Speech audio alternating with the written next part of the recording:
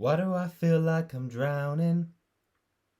Like I'm running out of air.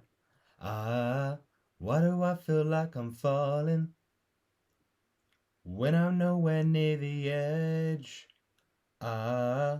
Just let me know. Can you be the one to hold and not let me go? I need to know. Could you be the one to call and not lose control? Ah, ah, I need your love. I need your love. Ah, ah, I need your love. I need your love. And not lose control. And not lose control. Hello, and today we are doing Premier League predictions for match week number 27 of the 2021 to 22 season. Good evening, it is Wednesday night, and Watford are just about to kick off in 30 minutes against Crystal Palace. And I will be at Vicarage Road right now, so such fun. But yeah, it's Wednesday night tonight, and it's a big one against Roy's former team, and hopefully I'll be celebrating a win. Of course, do catch my match day vlog of that Crystal Palace game. That will be coming out late on Wednesday, possibly Thursday morning, but probably I'll try and get it out for then. But yeah, this is round of 26, 27 predictions for the Premier League. Before we get into anything though, I've got a few things I want to run through. We will talk about how we got on last week in the predictions, but only in 3/4 of it basically, because the game's about to kick off, so there's no point. I need to get this out now, and I might as well just do what we've got so far. So, in terms of, let's do my predictions first, just because it's what popped up first.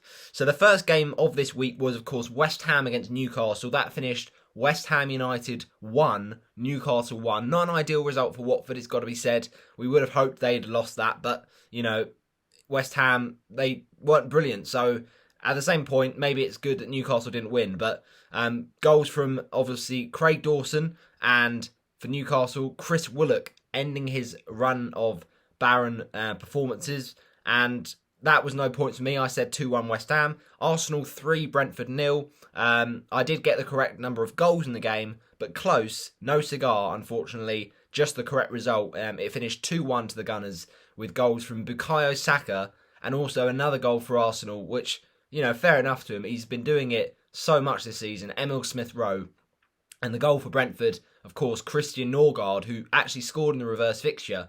And that was, of course, the first day of the season with that header, but does it again against the Gunners. A bit of a scrappy late one, but look, Brentford were poor, and this is giving Watford a bit of a hope of getting out of, not necessarily getting out of the bottom three, but having a chance of sucking someone else in. And Brentford's form, in terms of the form table, you've got about 5 teams, I think, that have been really down there. So you've got Watford in the last 5 matches, -5 goal difference and 4 points.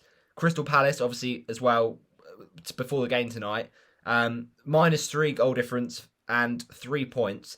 And then you've got Leicester and Brentford that are worse than both Watford and Palace, and they're also winless. So it's not been good for those 4 teams, certainly. But this is a game that really was good for Watford in that respect, to see Brentford lose. Villa 3, Watford 0 is what I predicted. And I said in my video, I guarantee if we predict Villa to go and win, we're going to go and do the opposite and win. And that's exactly what I did. So I'm glad that I gave Watford that lucky charm. It just shows Watford can defy the odds, and that was a very good win. The first team this season to keep a clean sheet at Villa Park is a very impressive stat and a very solid result. Now, performance-wise, of course, it wasn't perfect. It's not the finished article, but it was much, much better than Brighton, which was just a disarray of mess, really. We were so much more playing as a team. We scored a great goal. We held on, and we looked so much better in the middle of the park with Imran Loser there. Hopefully, he'll start tonight against Palace and keep on driving that midfield, because we've got to keep someone like Conor Gallagher quiet. He's always a threat. Wilfred Zaha often has something to say against us, whether that's a dive or a goal. But no, realistically, Loser is the engine in that midfield, and hopefully we should see Sarr just back to his best. He was fantastic against Villa, and hopefully he can do it again in this Palace game. But we do play, obviously, Man United at the weekend. United was the game that Sarr got injured, but he also did, of course, miss 2 penalties, but then came back from that with a fantastic goal. So a lot of Man United fans are not feeling optimistic for this game based on the fact that Sarr is back from injury.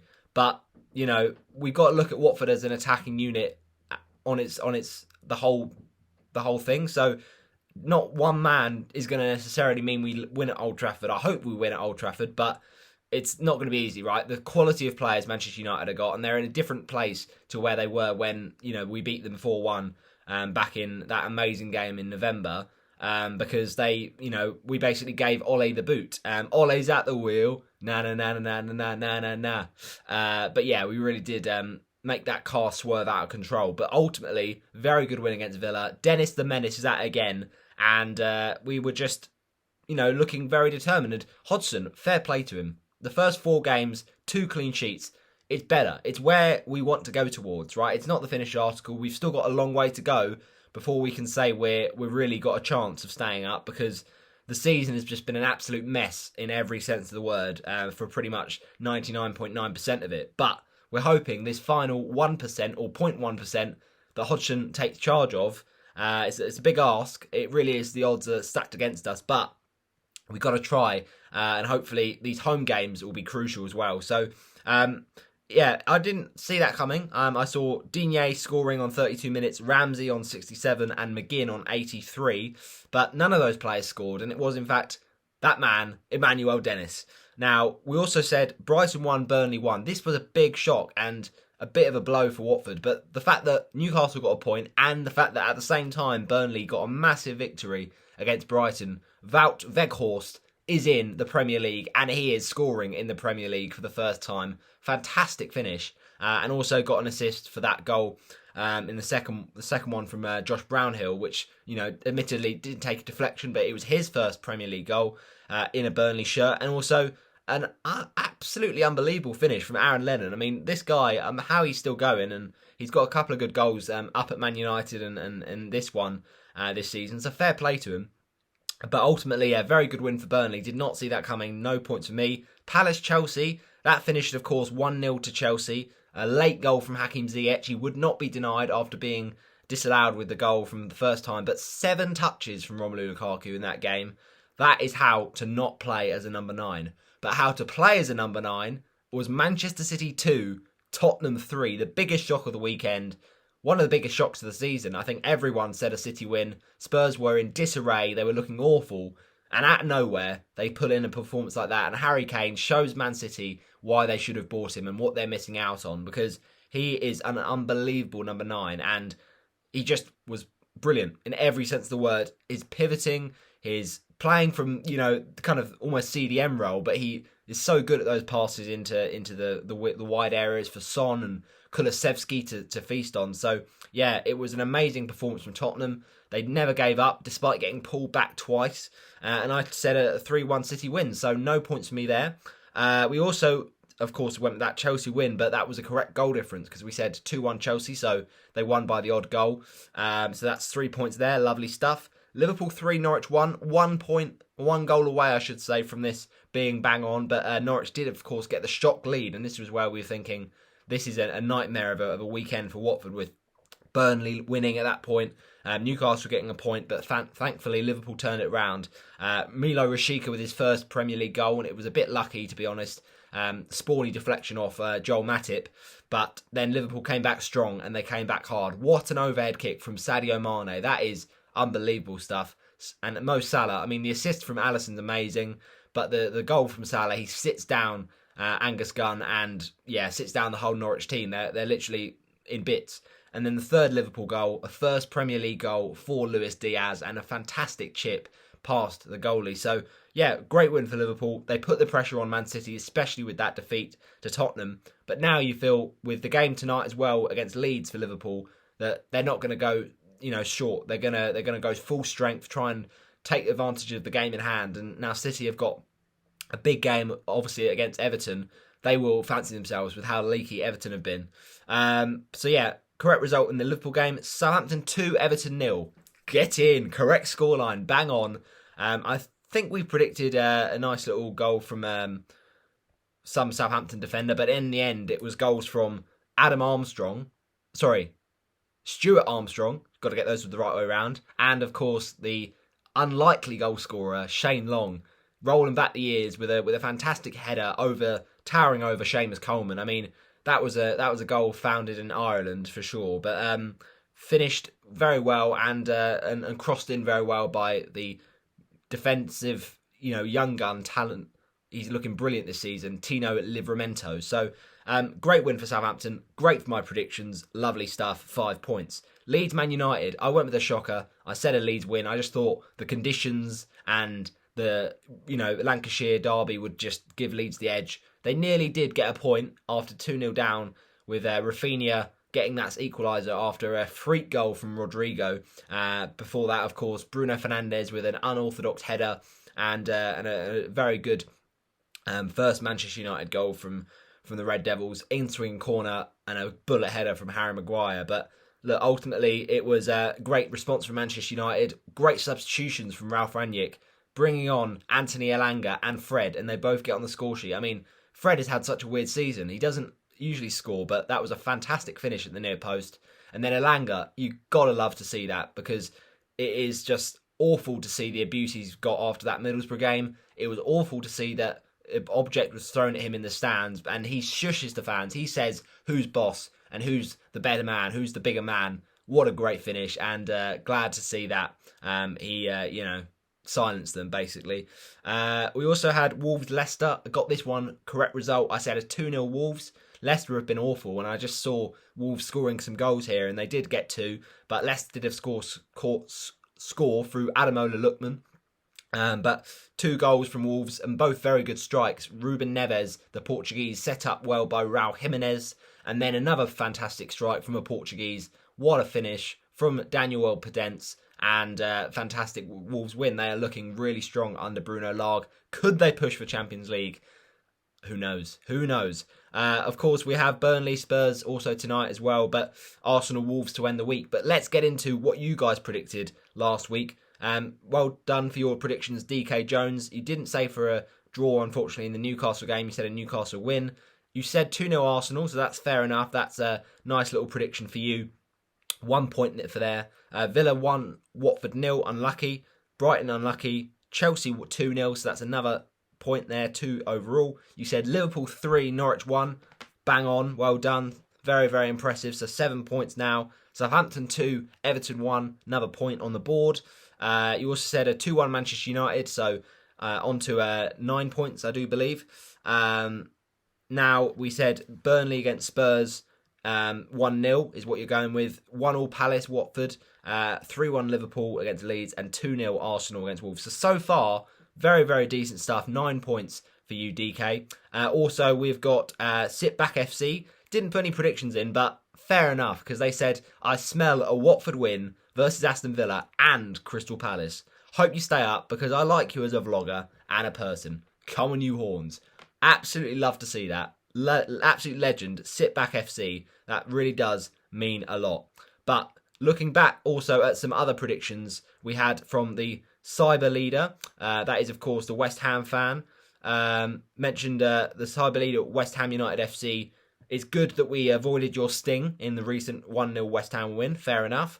Only predicted 8 games, though, but that's fine.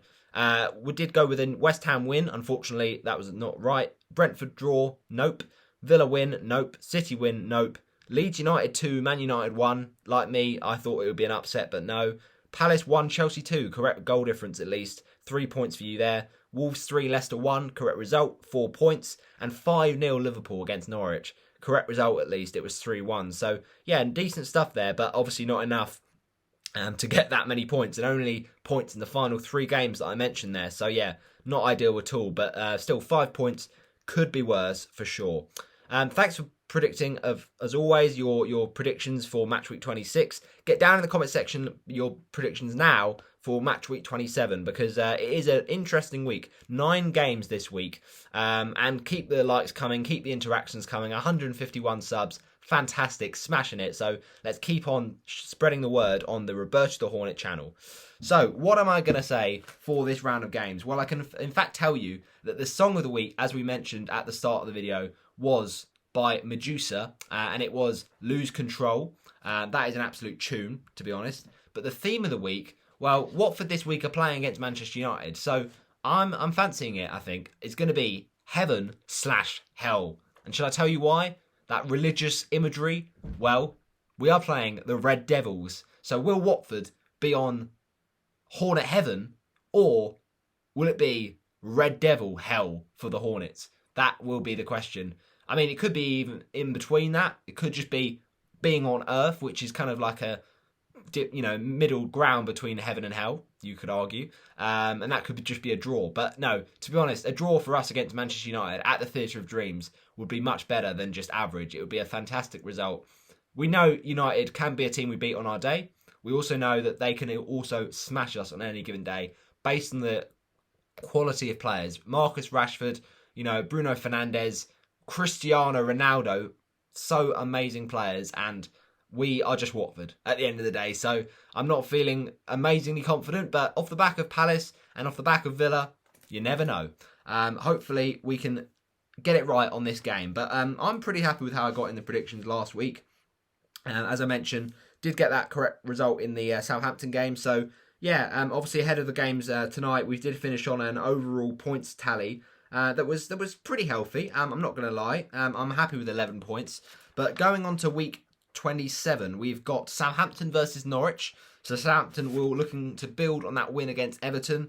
Another home fixture, whereas Norwich are looking to bounce back from defeat in their game against Liverpool. And they looked quite good, I'm not going to lie, against Liverpool. But I think Southampton have just been in brilliant form for longer periods, for longer term. And I think Southampton at home will get the victory. Southampton to win this one by 2-1. Armando Broja to get the opener. Then Elianusi to get a second for the Saints. And then a pullback consolation for the Canaries. It's going to be Kenny McLean. Now, it's Manchester United versus Watford. Well, we have not done that well at the Theatre of Dreams in the past, it's got to be said. We've got the odd win against Manchester United. I say the odd win 3 times actually, since we were promoted back into the Premier League in 2014-15. Beating them, of course, 3-1 in 2016-17. Juan Camilo Zuniga, you absolute legend. Also, 2-0 in the 1920 season. Ismail Assar with possibly a fluky goal, but we'll take it. And also in the 2021-22 season, Joao Pedro with his first ever Premier League goal. Now, obviously, for the Palace game, he was a bit of a late fitness test. We'll see whether he starts tonight. But ultimately, it will be really interesting to see how we go to Manchester United. Are we going to be really, really negative? Probably. Because although Man United, as a footballing team, have not been amazing all throughout this season, they also do have great players that can punish us. That's the reality of it. So some people could say, Man United are so awful that Watford can actually really go at Man United and expose them. But it's not as easy as that, right? We've seen recently our situation where we've got to keep it tight, and that's actually worked against Villa, right? If we'd have just gone all out at Villa, then we would have gone a few goals down for sure. But it's that restricting of chances of shots on target that we saw against Villa as well that is going to keep us in this kind of game against Manchester United. And we've just got to be quiet, keep quiet. Cristiano Ronaldo, that's not a mean feat. For sure, he is a fantastic footballer and he can do things you wouldn't even dream. But look, at the end of the day, we've got to be solid as much as we can. And it'll be interesting, a few ex-players playing against, each other's former clubs. Jadon Sancho was, of course, in the Watford Academy. Fantastic, academy that Watford produced. Tom Cleverley, of course, ex-Manchester United player. Ben Foster played for the Red Devils for a long period.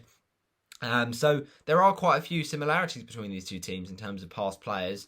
But I just wonder, will we really have the quality when it matters? And I would love to see us get an upset, but I just don't think it's going to happen. Manchester United 2, Watford 0. Goal scorers Jadon Sancho, who has been on fantastic form as of late, in the 39th minute to open the scoring. But I think if we get to 2-0, that would be respectable.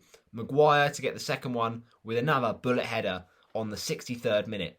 Now, it's Leeds United versus Tottenham Hotspur. Now, I can see this being an easy Tottenham win based off that amazing result against Manchester City. Obviously, Burnley, an interesting one, but ultimately, I still feel this is the kind of game Spurs have got so much avenues to score in this match because Leeds, they were so poor against Manchester United defensively. Like, they've been so unlucky with injuries. Like, another injury for one of another defenders that really wasn't supposed to play in defence in that formation, playing as an almost CDM role, Robin Koch.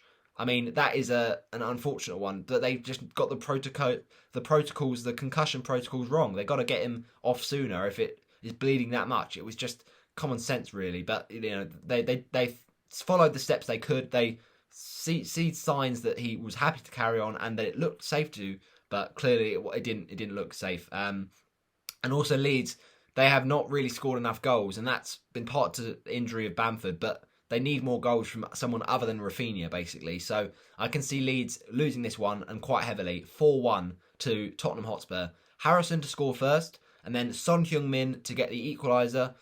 He, of course, it can be so lethal in games like this, where you're playing against a pressing team and a high line. It's Kane to get a double, though. He was fantastic on Saturday, and I think he'll do it again this Saturday. And then the fourth goal for Tottenham Hotspur, he scored in a reverse fixture. It is Pierre-Emile Højbjerg.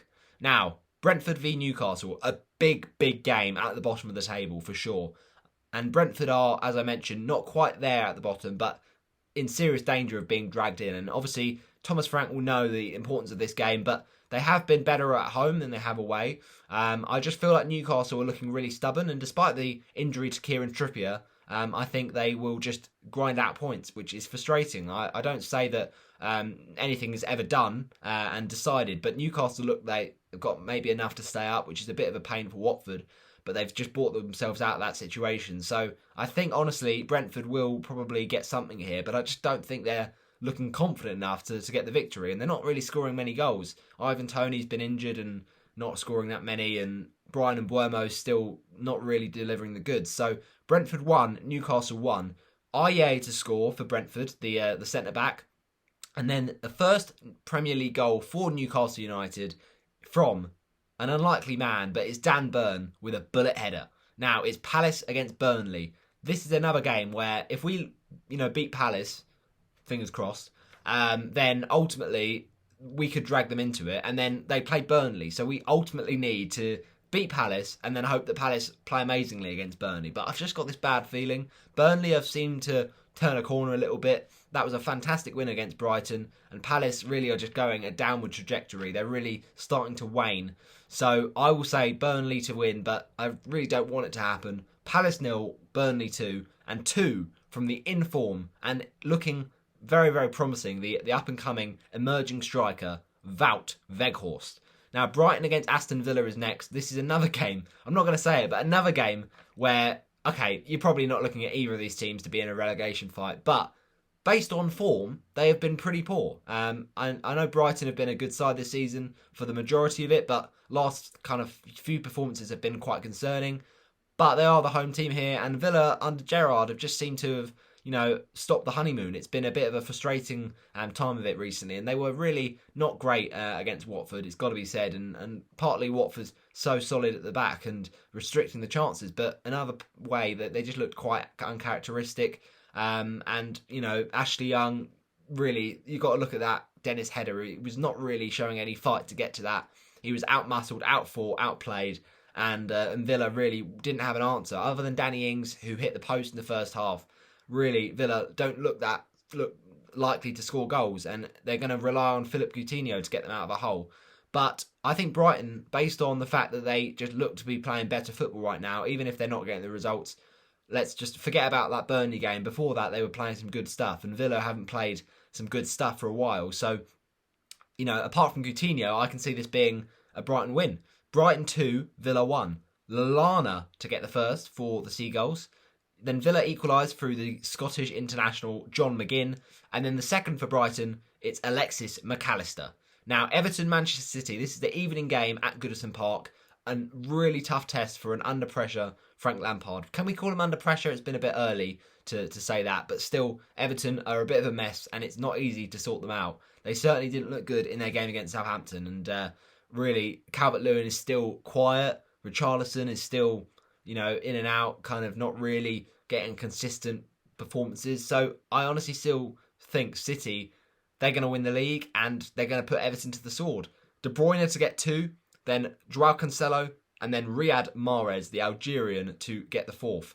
Now, West Ham Wolves, this is an entertaining game. Hopefully will be a good one, because obviously in the reverse fixture, it wasn't the best of matches, but, it was fine. I wasn't complaining too much. Ultimately, though, Wolves did actually get the victory, and it was a bit of a shock to that result. I think that this is a game that West Ham can feel confident about, though, despite the fact they've not been on good form, and Wolves have. West Ham are at home. They often are quite solid at home. I'll say West Ham 2, Wolves 2.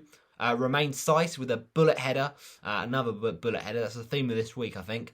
And then Moutinho to get the 2nd for Wolves. But then a great comeback, just like with Leeds.